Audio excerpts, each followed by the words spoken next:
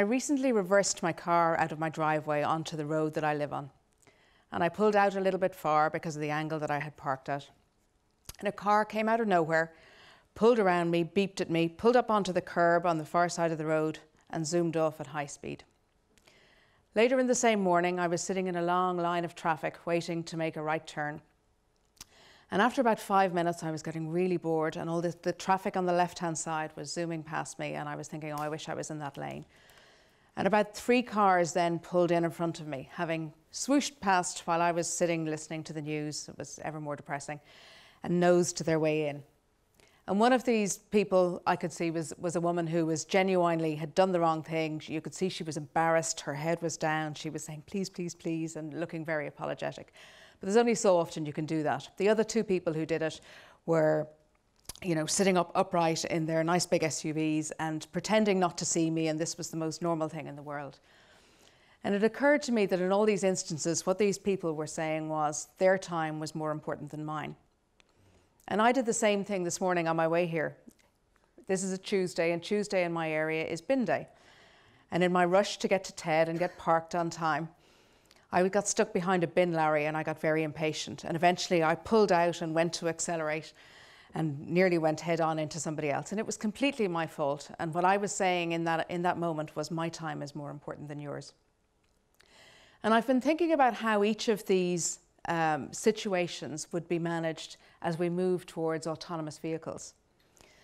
No doubt in a couple of years we'll all be driving electric vehicles, and that won't make quite as much of a difference because we can still sit at a traffic light and accelerate away very hard, depending on whether you're driving, a Nissan Leaf or a Tesla with the most powerful, G-force that you can get accelerating away. So that won't impact very much on the way, and our ego and the way we are with our cars. But when we move to autonomous vehicles, we won't be able to make the decision to pull out around the bin lorry or to speed away from a set of traffic lights to prove to the person beside us that we're more powerful than they are. What will the point be in having a more powerful car or in having a fancy car? So I think to move towards that, we're going to end up having to very much decouple the sense of ego, the sense of worth we get from our cars, from our accelerator pedal. And we're going to have to find our sense of self-worth elsewhere. I also wonder what's going to happen in the seaside resorts that you visit, where the guys, because it typically in this instance is guys, drive around with one elbow out the window, one hand on the steering wheel saying, look at my car, and pressing on the accelerator pedal to go vroom, vroom. But we won't have combustion engines anymore to do that. So what's going to happen? And in general, the move following a green agenda is following the mantra of reduce, reuse, recycle. And that's really about doing less with more. It's about giving up the need to have more things. It's about giving up the need to get a sense of self from the things that we own and that we surround ourselves with. My mum died earlier this year, and her legacy isn't the things that she left behind. It's the way she behaved, and it's the way she made people feel. And this isn't a sad story by any means. My mum was 90. She was happily married for over 50 years. She had 5 children who all lived within an hour of her. And we all still talk to each other. She couldn't have asked for much more.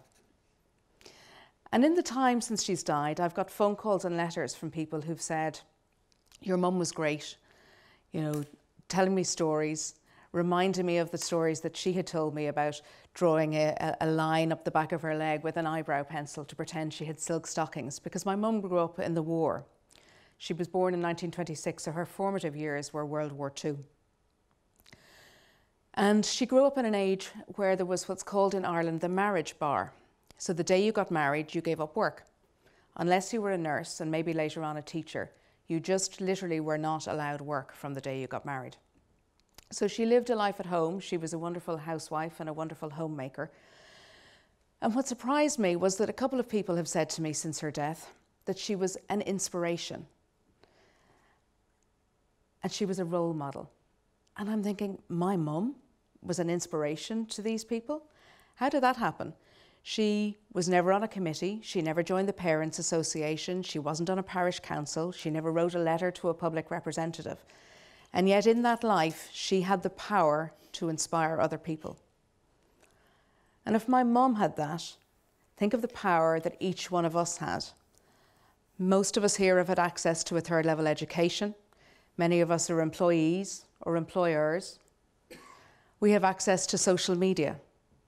If my mum had that power, imagine the power that we have. And I believe that we must choose to use that power. I don't think it's good enough not to use it. And I don't think it's good enough to use it in an average way. In New Zealand, about 20 years ago, and I believe the statistic still stands, they did a survey and they asked motorists whether they were better than average or worse than average. And I'm pretty sure you can guess that more people thought that they were better than average than is possible. In fact, 88% of people said that they were better than average. So almost 40% of drivers out there think that they're better than average, when in fact they're worse than average. And I believe that no matter what, bad things will happen in the world. There will always be people who will rob or steal or feel the need to do something that isn't quite right. There will always be jobs for a police force and the prison service and the courts. And in the green way, there will always be people who choose to do illegal dumping or open cast mining or do things that aren't very good for the environment. So I believe that if none of us do the opposite and make a huge effort to do something positive, then on average, the world is becoming a worse place to live in day by day. So we really need to use that power and do something good with it. I miss my mum, but I don't miss her as much as I thought I would.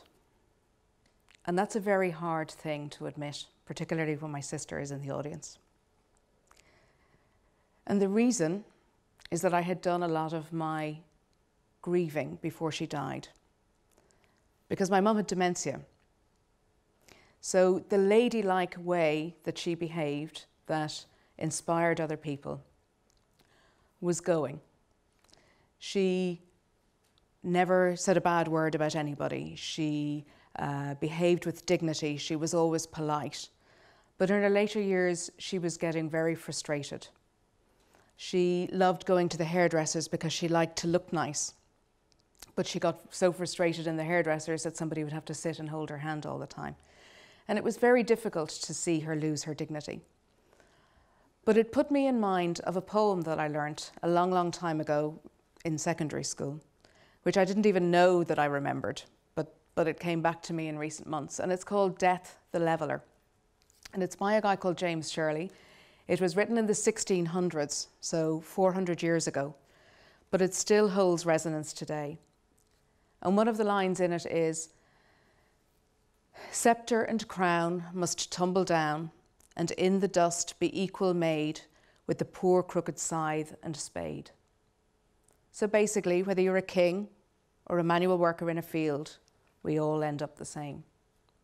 So I believe that we should spend less time worrying about the trappings that we have around us. I believe that we will all end up the same, that our time, each person's time, is as valuable as the others.